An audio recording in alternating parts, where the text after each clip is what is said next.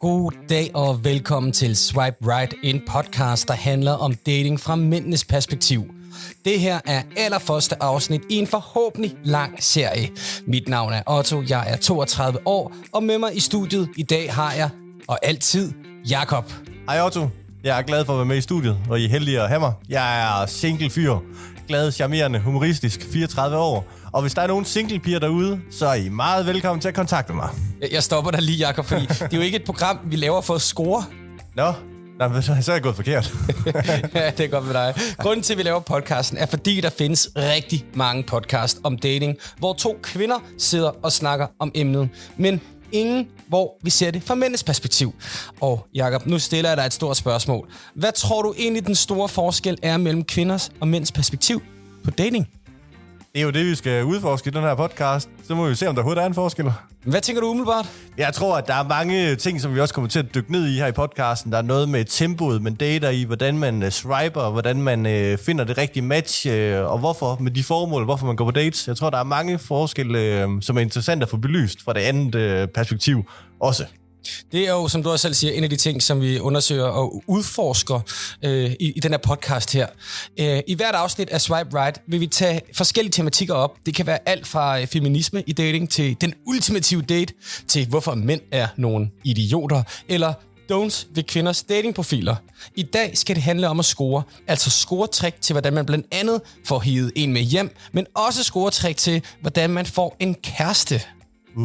Så det er virkelig en podcast, man kan lære noget af. Ja, hvad tænker du med det her? Er der stor forskel på at score en i byen, eller score en, som man gerne vil have som kæreste? Det er helt klart, det er der jo. Der er jo meget mere pres på, når det er en, man virkelig gerne vil have i længere tid.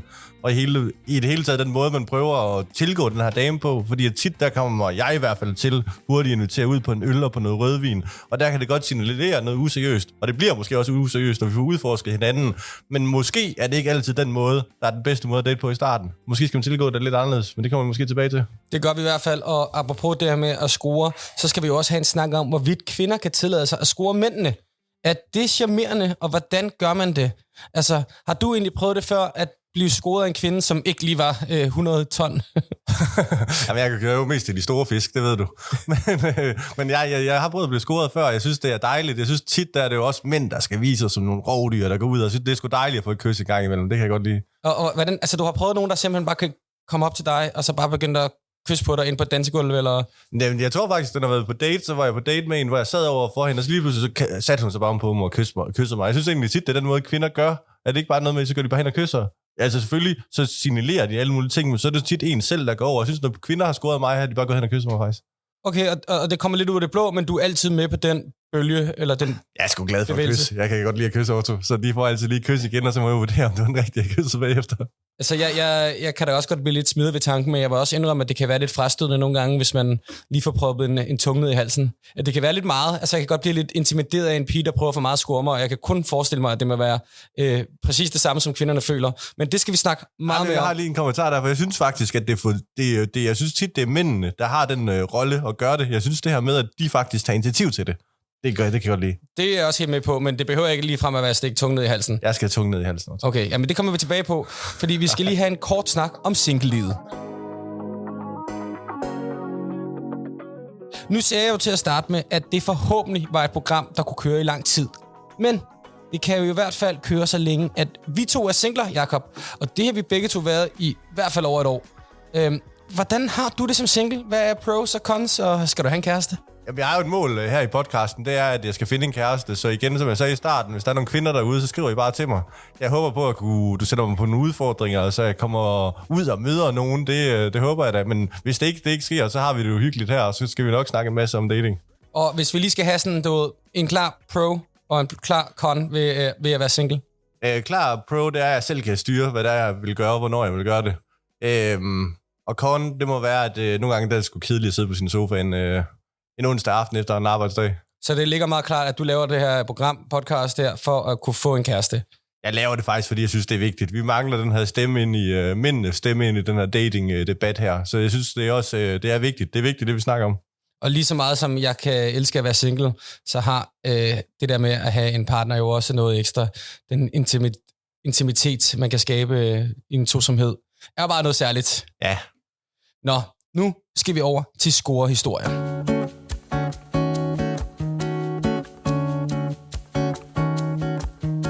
Så er der kage, og vi er tilbage. Jakob, du har prøvet at score en hel masse. Jeg har scoret en del. Nu skal det handle om scorehistorier. Kan vi ikke få en rigtig, rigtig god scorehistorie, hvor det bare er spillet for dig?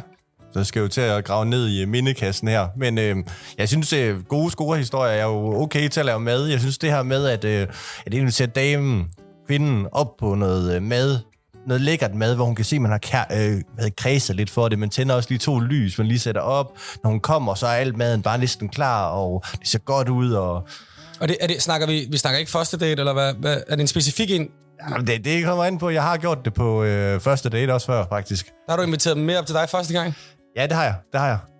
Det har jeg også nogle gange, ja. Og men problemet med det er, det kommer vi også tilbage til, det er, at så kommer man jo til at knalde. Og det kan være godt, men jeg ved ikke, om det er den bedste måde at starte et seriøst datingliv på. Det er helt fint. Lad os lige bare tage udgangspunkt i din ultimative scorehistorie. Scorehistorie, det er bare, hvor maden er lækkert. Man har lige lavet en lækker ret med forskellige grøntsager og noget. Jeg har sådan en Mary pasta, jeg plejer at lave. Og topper man lige med persille til sidst. Tænder 2 stearinlys. Hun skal ikke gøre noget. Hun skal bare sætte sig ned, føle sig vel tilpas. Man går ned og serverer det, anretter det for hende, sætter det ned. Og så hælder jeg et glas rødvin op, og så har vi en god samtale, og så plejer det at blive meget hyggeligt. Det lyder egentlig også meget dejligt og stille og roligt. Ja. Det tror jeg, at mange godt kan sætte sig ind i. Når vi nu snakker om den, ideelle scoring, så forestiller jeg mig ikke, at vi snakker om noget, der foregår online. Altså, din drømmescoring, hvor alting spiller. Du er James Bond i det her scenarie, ikke? Ja. Du har lige, reddet verden, og så går du ned på baren, sådan en Mantini, og så laver du et eller andet helt vildt at score hen. Det er jo ikke over Tinder. Nej. Forestiller sig en drømmescoring, så er det analogt. Så er det analogt. Det tænker jeg helt klart. Tinder, det sætter sine begrænsninger på den måde, ja. Hvordan ser den her analog drømmescoring ud? Den her drømmescoring, hvor det er mig, der scorer kvinden, tænker du på? Ja. Ja, det er det, hvor jeg måske kommer ind. Altså, det er det her med, at man skal ind og så lige vise sig lidt frem. Og er vi på en bar her? Er vi på en bar? Hvad tænker du, er vi på en bar? Altså, i mit scenarie, jeg forestiller mig lidt, jeg kommer ned... Vi er på en bar, der er et eller andet, der er en quiz eller en eller anden konkurrence i gang på baren, og der er en kvinde, som er way out of my league, men hun kan godt se, at jeg er lidt sjov, og jeg er i hopla, jeg rammer min 100% aften. Ja. Vi spiller, jeg har lige den der ekstra joke i ærmet, og den her konkurrence på en eller anden måde, jeg vinder den ikke, men jeg bliver nummer 2. Ja. Og jeg gør så stort et væsen ud af det, at alle hader mig i finalen. Så de kan alle sammen mit navn, og personen, der vinder, er fuldstændig ligegyldig. De var bare glade, for de slog mig. Ja. Og det elsker jeg. Det er fedt. Ja. Jeg giver dem noget at juble af, ikke også? Ja. Ellers var det bare en total umotiveret sejr for dem. Nu er de glade, ikke? Og nu kan de fandme juble. Ja. Og jeg går ud der i baggrunden og tænker, yes, jeg har gjort mit. Jeg fik andenpladsen. Tillykke. Nu kan de gå hjem og sove godt. Og så møder jeg hende derude, og så kommer hun ud og siger, det var meget sjovt, det du lavede derinde der. Og så det tror jeg lidt, det er sådan den scoring, den kan jeg godt lide at se mig selv i det scenarie. Jeg kan også godt lide, at du faktisk lader dem vinde. Det er fedt, synes jeg. Jeg har det svært, men jeg plejer altid selv at vinde. Så det der med lige at give den over, altså lige sådan, lad dem egentlig føle sejren. Jamen, det er jo ikke hende, det er ikke hende, der skal slå mig. Det skal være en eller anden random inde på baren. De skal bare, hele baren skal ligesom håbe på, at den her random vinder over mig. Okay. Så de virkelig har noget juble over, ellers er der ikke noget juble over. Jeg vil gerne skabe en stemning, og så ser hun mig, og så finder hun ud af, Gud, han kunne sagtens have vundet det. Måske lod han dem bare vinde. Måske betyder spillet sig ikke så meget, ikke? Det er virkelig gennemtænkt. Ja, det er lidt psykopatisk. jeg tror sådan omvendt med mig, der kan jeg godt lide sådan, når jeg har set sådan en virkelig pæn kvinde, og jeg tænker, hende kan jeg overhovedet ikke score. Så overhovedet ikke. Og så nogle gange har jeg det trick, jeg også nogle gange gør. Så når jeg gerne vil prøve, man lige sætter sig, man egentlig føler, man får den der øjenkontakt, og man kommer lidt tættere på, man får nogle signaler. Så tæller jeg ind i hovedet. 1, 2, 3, nu. Og så kysser jeg. Jeg vil lige sige noget. Jeg har jo set dig lave det trick. Du så, at det ikke virkede. Jeg så den, hvor den failede big time. Altså, den virker ikke hver gang. Det skal være lidt. Til lytterne derude. Altså, vi sidder 2 kvinder, og også 2. Ja. Og jeg sidder lidt og kysser med min date der. Og så ud af øjenkrogen, så kan jeg skimte Jakob, som også sidder et godt stykke væk fra sin date, måske 2 meter væk, og så laver han det, som jeg kalder for flyvemaskinen, hvor han lukker øjnene, spidser munden og flyver hen mod hende, og det tager alt for lang tid, for før det lander det fly der, og hun afviser big time. Man må også sige, at det var 5:00 om natten, en rigtig sen aften, vi var ude at feste, og jeg lavede en del fejl der. Først, så var der hun har kun været oppe i lejligheden i et kvarter, jeg ikke har talt med hende før. Jeg nåede ikke Efter et kvarter, du prøver at kysse hende. Jeg havde ikke lige... Normalt plejer jeg også at lave de her optakter til, for eksempel måske lige få noget øjenkontakt, lige sætte, hånden på låret og så videre. Men I sad jo og kyssede helt vildt. Og så den tredje fejl. Jeg nåede ikke lave optakterne, og så den tredje fejl, det var, at jeg lavede flyveren. Det var alt for langt. Hun nåede at tænke alt for meget af min mund. Det var også, jeg følte det som sådan en slow motion i sådan en dårlig actionfilm, der kom der. Ej, mand. Og apropos det, fordi hvis vi lige vender den om og siger, kan vi forestille os selv blive scoret på en ideel måde? Du snakkede selv om, at du godt kunne lide, når kvinder de putter tungen ned i halsen på dig, ud af det blå, for at sige det på en rigtig charmerende måde. Hvis hun har lavet flyveren på dig, hvis hun har lavet flyveren, jeg synes jo... Altså, har det været fedt, at du har set den komme for 2 kilometers afstand? Nej, den der flyver, den var måske lidt for... Jeg indrømmer gerne, det var ikke mit bedste træk.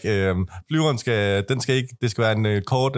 Hvad kan være et begreb for det, man egentlig skal gøre? Sådan, hvad hedder det? Sådan et snigeangreb? Ja, netop et drone snigeangreb, ja. Der lige kommer. Flyvende. Så lad os lige prøve at overveje det scenarie, at du bliver skåret af en kvinde. Hvordan foregår det? Jamen, hvordan foregår det? Jeg synes jo tit, at når kvinder, eller sådan har været ude at danse med dem, og så lige pludselig, når jeg har stået og danset, så er det kører. Jeg synes jo tit, når jeg bliver skåret af kvinder, så er det fordi, tit så opfatter jeg det måske ikke altid lige fra start, vi har noget kørende, og så lige pludselig, så får jeg et kys. For jeg synes faktisk tit, når der er gerne vil score en kvinde, så er jeg selv meget aktiv og opsøgende for det. Okay, så ja, du er meget opsøgende, men det jeg også hørt dig sige, det er også, at det er meget fysisk kontakt med kvinder. De skal ikke sige særlig meget. De skal mere lave noget berøringsmæssigt, før du forstår, at de prøver at score dig. Har du prøvet den omvendte? Har de prøvet har de gået over til dig og lavet direkte, undskyld mig, at få dit nummer, eller sagt, du er godt nok sød? Jamen, det har man jo prøvet, og så er det sådan noget, der bygger sig op over lang tid. Så sætter de sig altid det sted, hvor man selv sætter sig, eller hvis man er til en fest, så sætter man sig et sted, og så næste gang man går et nyt sted hen, så kan man se, at kvinden sætter sig det samme sted igen, så kan man godt regne ud, okay, der er et eller andet her. Men så er det jo så tit, jeg kigger den anden vej, og tænker, okay, hvis der er noget, så giver jeg noget modspil. Jeg tror aldrig, jeg er sådan helt passivt lam, der bare står og venter på at blive scoret.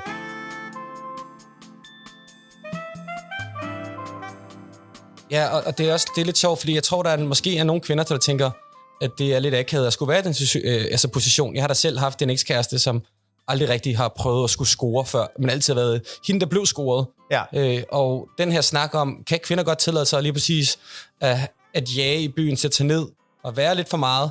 For det er man jo nogle gange, når man prøver at score, og det må man jo så også bare blive... Altså man må affinde sig, man får nogle afvisninger nogle gange.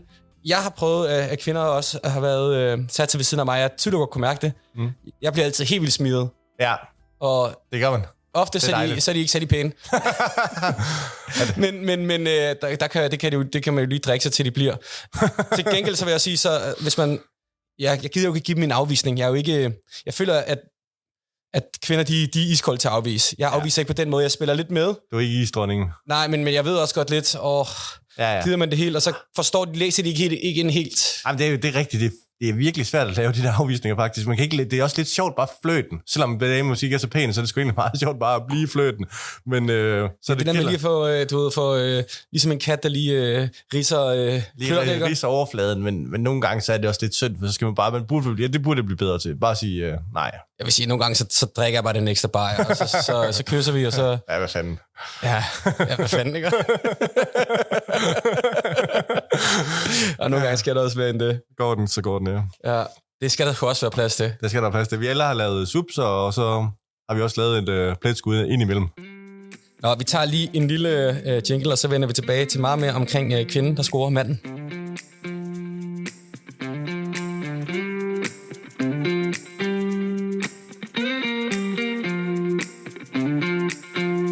Bing bom, så er vi tilbage. Vi snakker om, hvordan kvinder de kan score mænd. Yes. Jakob, du er jo score-eksperten. Du har været sammen med hundredvis af kvinder, og mænd også. Det er jo ikke kredsen. Hvordan har du oplevet, at kvinder de har prøvet at score dig? Har du en specifik fortælling, en oplevelse, du kan dele? Da jeg startede på mit gamle arbejde, der var jeg med et team, hvor jeg med det samme lagde mærke til, at der var en kvinde, der smilte rigtig meget til mig, og blev ved med at holde øjenkontakt. Og hun gjorde det hver eneste gang. Og det smilte også igen, når jeg så hende. Og vi arbejdede så tættere og tættere sammen, og jeg tænkte, vi er kolleger, og vi arbejder. Men hun blev ved med at smile og kigge til mig. Så lige pludselig så foreslog hun, at vi skulle ud og gå nogle ture ind imellem, og jeg tænkte sådan, at det var egentlig meget stille og roligt, det kan man godt gøre. Meget platonisk. Meget platonisk. Og så, men jeg tænkte, det er virkelig vildt det her, for er det bare mig, eller er der et eller andet fløjt kørende her, og smiler hun virkelig. Så da vi går på den her tur, så siger hun, I don't kiss and tell. Og lige der tænker jeg sådan, hvorfor siger hun det? Det kommer helt ud af kontekst. I don't kiss and tell. Er det til kollegerne? Hvorfor er det, hun siger det? Og så lige pludselig, så sætter vi os ned over en bænk, og kigger hun på mig. Og så siger hun, jeg har bare haft lyst til at kysse dig så længe. Og så kysser vi. Okay, det er jo en ren scoring af hende. Ja, det må man sige. Hvordan havde du det med, at hun sad og stirrede sådan der på dig? Altså, var der en, du normalt ville gå efter? Eller var det hende, der skabte det her lille romantiske rum?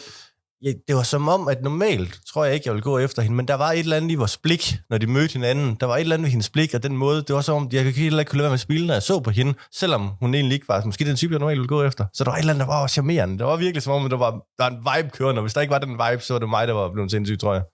Okay, sindssygt. Det er jo ret godt at vide, altså, at man faktisk virkelig godt kan skabe sådan et rum. Jeg tænker også for begge partnere, at nogle gange så er den der ikke ved mindre, at der er nogen, der gør noget ved det. Og det kan lige så godt være kvinden, der så sender det her lille flirtende blik. Ja. Og det var sådan noget med, at når vi sad sådan til os til møder og sådan noget, så var der en, der sad og talte, så lige kiggede jeg lige til venstre, og så jeg bare kiggede hen på mig, og så grinede hun af et eller andet, den person sagde, og så kom jeg jo ikke lade med at grine med, for jeg synes også, det var åndssvagt. Og så havde vi grinet af det sammen, sådan uden de andre hørte det selvfølgelig. Nå, sødt. Ja, det var meget sødt, ja. Men hende dumpede du også? Det er en kompleks historie. Okay, men du tog på den go-to her med hende. Ja. Og der ved du er i tvivl, om den er der eller ej. Jeg tænker, jeg kommer ikke til at kysse hende. Det skal ikke ud i det her, hvis det er det for, vi arbejder for tæt sammen. Det duer ikke. Jeg skal simpelthen ikke gøre det. Så det er jo meget på spil der, tænker jeg, selvom jeg tror egentlig godt, man kunne være kæreste ude på den arbejdsplads. Men havde du læst, at det var ligesom det handlede om? Nej, det var det. Jeg gik på den her tur, og jeg var mega meget i tvivl. Jeg kunne simpelthen ikke finde ud af det. Jeg kunne ikke finde ud af viben. Det var først, da hun siger, I don't kiss and tell, ud af kontekst. Så tænker jeg, hvorfor er det, hun siger det? At så ligger den åbenlyst. Jeg vil også altså det der med at læse nogle gange kvinders signaler, ikke? Ja, det er virkelig. Ja. Nå, fedt. Altså, jeg har haft min allerførste kæreste, sådan en rigtig kæreste. Ja. Vi mødtes i Australien. Vi mødtes faktisk på vejen til Australien på sådan et sabbatår, hvor vi begge to skulle være dernede. Kendte ikke hinanden. Mødte hinanden i Abu Dhabi. Ja. Og begge to danske, vi besluttede lige for at holde kontakten.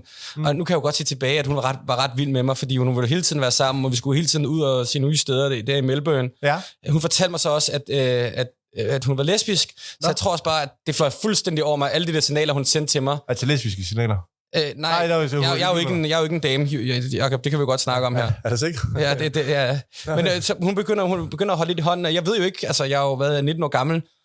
Altså, jeg tænker, men det er jo bare, fordi hun er ven, og sådan er hun måske bare lidt frisindet. Det kan også, måske fordi hun netop har den der, det her med, at hun med lesbiske signaler, ja, så kan man godt have sådan lidt måske sådan drenge, mandlig fremtoning. Havde hun det, eller? Nej, ikke rigtigt. Hun var egentlig meget feminin. Hun inviterede sig selv over til mig, hvor hun sagde, ej, skal vi ikke holde filmaften over hos dig? Så kommer jeg og sover hos dig på dit hostelværelse der. Og det sagde jeg bare nej til, sådan, nej, det orker jeg ikke lige. Og jeg havde overhovedet ikke tænkt på, at hun nok tænkte på, at der skulle ske noget andet. Fordi så lige pludselig en dag, så kysser hun mig. Okay. Ud af det blå. Ja. Og det er sådan en klassisk filmscene, hvor vi står lige der og kysser i 30 sekunder, et minut, og så bliver jeg sådan lidt forskrækket og går væk, og tænker, hvad fanden skete der? Og lige pludselig, så alt det, jeg havde overset, det kommer bølgende ind, som en anden kæmpe stor åbenbaring. Ja. Og jeg siger, ej, jeg bliver nødt til at gå. Så går jeg fra hende, og hun fortæller mig så, at hun begynder at græde der. Nå. Men vi mødes så dagen efter, og så har jeg lige tænkt det igennem, og tænker, jamen, hun er egentlig mega nice. Hvad fanden? Hvorfor har jeg ikke set det? Hun inviterer sig selv over til mig om aftenen. Ja. Hvad fanden? Hvorfor har jeg ikke set det? Hvorfor har jeg ikke tænkt på det? Jeg er så dårlig til at læse signaler. Jamen, det kender jeg godt. Det er svært. Men hun scorede jo mig. Ja, men nu. Det var da så godt. Altså, vi endte jo med at blive kærester, altså. Men det er også, men det er sjovt. Hun laver jo faktisk drone-snigeangrebet på dig. Men det er du ikke til. Altså, hun byggede den op over 3 uger, hvor vi så hinanden næsten hver dag. Ja, okay. Så det var ikke efter 15 minutter, som du gjorde. Ja, det var også helikopteren, jeg lavede der flyveren der, ja. Ja. Hvad kalder du dronen? Dronen? Hvad er det? Det er det, der er tæt på, når man lige hurtigt. Det er det, jeg skulle have gjort. Der er lidt tættere på at lave den hurtigt der. Ja, jeg synes også, det der med 15 minutter, den kan måske godt få lidt mere lunde, inden at du sætter gang i de der flyveapparater der. Ja, men det er interessant nok, så jeg synes, det er det. Så det der med læsesignalerne, det kan være virkelig svært ved kvinder. Ja, og apropos det, så synes jeg jo ofte, at den hyppigste form for kvindelig initiativ, ofte er dem, som sidder og lige præcis sender nogle øjne, eller på en bar, der lige giver nogle øjne, og prøver at få manden til at lave det første move. Men i virkeligheden, så er det dem, der prøver det, lige sætter et par blikke. Ja. Jeg ved ikke helt, hvad jeg skal synes om den. Jeg synes, den er lidt gammeldags og lidt sådan en lidt for forsigtig måde at gå til værks. Jeg synes heller, hvis du godt kan lide en, så vis det, i stedet for at sidde sådan der og sætte et par øjne og håbe på, at de andre fanger det. Gør det tydeligt, at du er interesseret. Det sætter jeg pris på. Du behøver ikke at sætte tungen ned i halsen på dem, men der findes også andre måder, som der stadig er tydelige. Ja, men det er også det, jeg taler om, at det er jo hele optakten til, som jeg siger. Man skal jo lave de her trin, altså man skal lave nogle trin op til, inden man laver droneangrebet, som din kæreste tydeligvis også har gjort. Så det var ja, det skal man også. Har jeg også, apropos det, du siger med veninder, altså jeg har også haft mange veninder, som jeg lige pludselig fundet ud af, at det var vilde med mig, uden at jeg overhovedet har fattet det, så jeg kan 100% relatere til den historie. Det er altså også lidt svært, når vi er sådan 2 flotte mænd i 30'erne der, ikke? Og der er sæbe mange, der er vilde med os. Ja, det er... Jeg ved godt, du er glad for at tale om dig selv, men du er da en flot fyr, Otto. I lige måde, Jacob. Laver du noget senere, eller? Jamen, er du en mand eller sådan en dame? Ja. Okay. Det må jeg lige sige om noget, inden vi lige... Vi 2 sekunder, du må godt spørge. Vi tager en lille pause, så i mellemtiden, så kan jeg lige forklare Jacob, hvordan det fungerer dernede mellem benene. Okay, det er fair. Tak, Otto.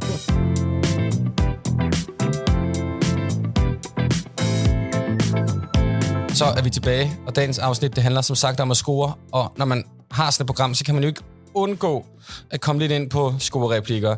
Og jeg ved godt, at vi allerede har været et par af dem igennem, måske har vi gjort det, du ved, subtilt. Men Jakob, du er jo typen, der godt kan lide at skrue lidt op for fløden nogle gange, især når du skriver over Tinder og Hinge. Ja. Og åbenbart så eksisterer de jo typer stadig. Ja. Vil du ikke give os din liste over de bedste score-replikker? Jeg ved ikke, om det måske er de bedste, jeg har, men jeg har lavet sådan en liste med 3, der har samme tematik. Og tematikken, det er navne. Og du kan lige prøve at få den første her. Jeg vil bare lige vide inden, fordi jeg har en fornemmelse af, at jeg tror, jeg kommer til at synes, det er dumt. Men virker det? Altså, virker de her score? Nu hører du dem lige først, og så kan vi tage dem bagefter. Den første, det er banke på. Hvem der? Claus. Santa Claus. Hvem Claus? Claus your eyes and I kiss you. Claus your eyes and I kiss you. Den skal selvfølgelig bruges i virkeligheden. Den skal bruges i virkeligheden? Ja. Nå ja, så kysser du. Og så laver du... Så laver dronen. Så laver du flagermusen. Godt, og den næste, det er igen, vi holder os til, til navne. Så er der også den her, er dit navn Google? Nej. Du er alt, hvad jeg søger. Det er en unisex også, den der, det er godt. Ja. Og så den sidste, det er jo tilbage fra de der gamle reklamer med barberblade og så videre, men det er jo... Den kan jeg godt høre. Are your name Gillette? 'Cause you're the best a man can get. Sådan. Ej, det var nogle... de virker med forskellige succes, men prøv den nok. Claus your eyes and I kiss you. Ja, og altså, har det virket, det her? Det har... Jeg tænker, at det er jo gået sjovt nok åbner, man kan bruge på Tinder. Og den her Claus your eyes, den har faktisk virket, fordi den er så åndssvag. Så du skulle virkelig fortælle det på en åndssvag måde, så pigerne også griner af det. Jeg havde en på et tidspunkt, jeg kan huske, jeg gjorde, hvor jeg sagde, jeg vil gerne vædde med, at jeg kan kysse dig, uden at røre dine læber. Og så hvad skal vi vædde? 100 kroner? Så er jeg fint. Og så kysser jeg hende og rammer hendes læber. Og så siger jeg til hende, og det var, jeg rammer dine læber, men det var nok det bedste væddemål, jeg nogensinde har tabt. Men så kom jeg til at levere den forkert, og så sagde jeg, det er nok det bedste væddemål, jeg har tabt i dag.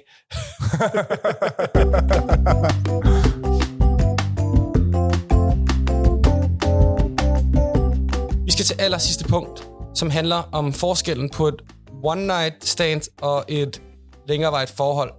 Og vi diskuterede lidt i starten, der er forskel på, hvordan man scorer, alt afhængig af, om det er et one night, eller om det er et forhold, vi er i gang i. Ja. Du sagde, at det var meget sværere, hvis det er et forhold. Er det fordi, at du bare har mega nemt ved at lave one night stands og score på Tinder og Hinge? Jeg synes, at det er den måde, appen og dagens datingkultur er bygget op på. Det er bygget op til meget hurtigere swipes, man forpligter sig ikke så meget til ting mere, så jeg synes, at det er både at de forudsætninger, man har, men det er der jo ikke lige så meget analog, som man gjorde før i tiden, og jeg synes bare, at Tinder er bedre til noget hurtig dating, selvom jeg faktisk gerne vil noget seriøst. Hvis nu vi siger nogle af de her ting, vi allerede er igennem, hvordan man ligesom scorer, er der nogle af de ting, som ikke gør sig gældende, hvis det skal være et forhold? Skal man gribe det anderledes an? Skal man være mere forsigtig? Eller er det okay? Bare starte ud og sige, altså, vi knaller, og så ser vi på det. Altså, behøver man at holde sig tilbage? Jeg synes jo altid, når det er, at jeg starter ud med, at vi går tit... Man har altid gode dates, når man drikker. Det synes jeg altid. Når alkohol er indblandet, så hygger man sig jo. Man har det sjovt. Og i stedet for, så skal man måske lære hinanden at kende uden alkohol til at starte med, fordi det er faktisk der, man finder ud af, man rent faktisk har noget. Jeg synes tit, så bliver det hurtigt, så starter man med at gå i seng sammen, og det gør man måske nogle gange, men jeg synes, den er langvarig gnist. Jeg tror bare, det skal bygges op over noget andet. Så man kan måske godt revurdere sine scoringsteknikker, hvis man tænker, det er faktisk en person, man rigtig gerne vil noget seriøst sammen med. Ja, men måske. Det tænker jeg. Godt lidt mere stille og roligt. Ja. Giv det noget længere tid. Vente som min ekskæreste. Vente de der 3 uger, og ikke gøre ligesom Jakob og kysse personen efter 15 minutter. Ja. Men altså, på den anden side, så nogle gange, så går den jo også bare. Ja, lige præcis. Især 5:00 om aftenen. Vi er jo begge 2 singler, Jakob. Ja. Og jeg har skrevet en lille tekst, der handler om, hvordan det er, at nogle mennesker, de har mega nemt ved at få kærester, og andre, de har mega svært ved det. Er det et digt? Det er ikke et digt, det er en lille tekst. Okay, ja. Det er, nogle mennesker har let ved at få kærester. De er i konstant i forhold, og så snart de stopper, går der maks et par måneder, før de har fundet en ny. For dem, der hænger kærligheden på træerne. De kan forelske sig i hvem som helst, og det er slet ikke romantisk. Jeg ser det mere som et terningsspil. Overnævnte typer har kun brug for at slå 1 sekser, og så er der gevinst. Det svarer til, at de kan blive kærester med hver 6. person, de møder. Det er der jo ikke nogen i Hollywood, der gider lave en spillefilm om. De fleste andre skal slå 2 sekser i streg. Det er der kun 1-36 chance for. De har brug for at date en hel del, før de møder en partner. Ofte vil de være singler i 9-15 måneder, men så er der også gevinst på øverste hylde. Og så er der typer som mig, og typer som dig, der skal slå 3 sekser i streg. Nu bliver matematikken spændende. Sandsynligheden for det er 1-216. Det begynder at lyde som the one and only. Altså kærligheden bliver bare meget mere romantisk, når man gør det op i tal. Jeg slår med terning. Du slår med terning, men rammer sjældent en 6'er og meget sjældent 2 i streg. Nogle gange så får jeg en 5'er og bilder mig selv ind, at det var tæt på. Selvom at 2, 3 og 4 i virkeligheden var lige så tæt på objektivt set. Det er faktisk kun 1'eren på terningen, der er længst væk. Måske i virkeligheden den, jeg burde gå efter. Den eneste ene er en 1'er. Det giver god mening, men den der ikke på chancen for at slå 3 i streg. I mellemtiden kan jeg flirte med et par snake eyes eller dobbeltsex, velvidende om, at det altid løber ud i sandet. Jeg er bare ikke en partype, som de fleste andre. Jeg er meget mere romantisk, bilder jeg mig selv ind, og køber endnu et shot for baren, mens jeg ruller terningerne i bæret og håber på miraklet. 3, 2, 1. Skål! Wow. Det er dybt, Otto. Kan du relatere til det? Jeg synes, at det er ømtåligt. Men jeg tænker jo, der er jo den nye side, jeg lige lærer dig at kende. Du er en filosofisk fyr, kan jeg godt høre. Men hvad tror du, skal man på date med 216 piger for 216 dates, før du kan få en kæreste? Jeg tror det faktisk ikke, Otto. Jeg tror, det er lidt deprimeret skrevet, synes jeg også. Men jeg synes også, jeg får også lidt... Du har ikke haft en kæreste i 4 år, mand. Du må da snart have været oppe på de der 200. Ja, det er rigtigt på den måde, men jeg tror godt, hvis jeg sådan indstiller mig på, at jeg egentlig gerne vil, så tror jeg godt, jeg kunne få det. Så du vil ikke have en kæreste, eller hvad? Jo, men problemet er, at jeg tror, at meget af det er, at jeg prøver også måske at score lidt... Så jeg har høje ambitioner, når jeg prøver. Hvis jeg bare gerne vil have en kæreste... 216? Ja, hvis jeg nu bare lige skruer lidt ned på de ambitioner der, så tror jeg måske også, at... Men det der fesen at skulle skrue ned for sin egen ambition, det er vel fint nok at have nogle høje ambitioner. Og, ja. Men der er jo bare nogen, som bare kan med alle, men det er jo ikke romantisk. Det er fordi, vi er meget romantiske. Vi er unikke. Ikke? Vi er unikke. Jamen, det kan godt lide. Ja. men du har da også haft et par kærester, kan jeg vide. Du skal jo ikke få til at lyde, som om du aldrig har haft en kæreste. Nej, det er rigtigt nok, men der har måske været 2-3 falske kærester og 2 ægte. Okay. Du ved, og hvis vi kigger på min dating, så jeg har datet i 14 år. Du ved, ud af de 14 år, hvor mange dates har været på? Måske 400. Ja, så jeg skal i hvert fald på 100 dates, før jeg får en kæreste. Det er rigtigt. I hvert fald 100. Men igen, i det regnestykke... Jeg har ikke været det one and only nu, så jeg har ikke ramt 214. Nej, det er rigtigt. Men i det regnestykke skal du også med nogle af de dates, altså vi begge to, vi tager på. Der ved vi ikke engang selv, hvor vi tager på. Nej, det er jo bare en afhængighed, altså nogle gange. Det er bare en hobby. Det er ligesom at løbe en tur, altså en dyr hobby med alkohol ofte. Ja, det er faktisk dyr. Det er dyrt at date. Ja, det er godt med feminisme, at de også skal betale lidt af det, ikke? Ja, lige præcis. Ja, men jeg siger det bare, vi skal op på de der 216 dates, før vi får en kæreste. Ja, det er rigtigt, eller så skal vi droppe Tinder måske. Ja, så får du da ingen dates. Nej, det er rigtigt. Analog dating. Jeg går ned til bageren og spørger, hvad du ser godt ud, må jeg få en fast lounge på dig? Jamen, vi skal give dig sådan en udfordring, at du skal ned og begynde at gøre noget mere analogt. Og så bruge nogle af scoretricksene. Lige vent over 15 minutter, før du quizzer ind. Send hende nogle intimiderende blikke. Ja, intimiderende blikke, og... jeg tænker også, at jeg prøver det, som din kæreste gjorde, måske den lange proces der. Jeg går ned til bæren hver dag og giver hende lige et blink. Nice, og så måske lige skrue op for din stemme der. Jeg skal bede om 2 tier-biggers. Okay, ja. Det kan noget. Undskyld, er der tilbud på romkugler i dag? Close your eyes. Du har lyttet til Swipe Right, som er allerførste program i den her podcast-serie, som handler om dating fra mændenes perspektiv. Mit navn er Otto, og ved siden af sidder altid af Jakob. Jeg håber, I har nydt det, og vil følge med i en lang række af fantastiske og spændende, udforskende og progressive programmer. Har du noget sidst her på faldrebet at sige, Jakob? Det bliver sjovt, det her. Otto, jeg glæder mig helt vildt. Tror du, vi får noget pisse, eller hvad? Det må vi se. Det må vi se. Ja. Måske en kæreste. Måske. Alt, der vil spille. Det kan godt lide Jeopardy. Det er spændende, det her. Ej, jeg glæder mig fandme, mand. Jeg håber ikke, min mor kommer til at høre det. Nej. Det er... Hey, ha' det godt. Ha' det godt.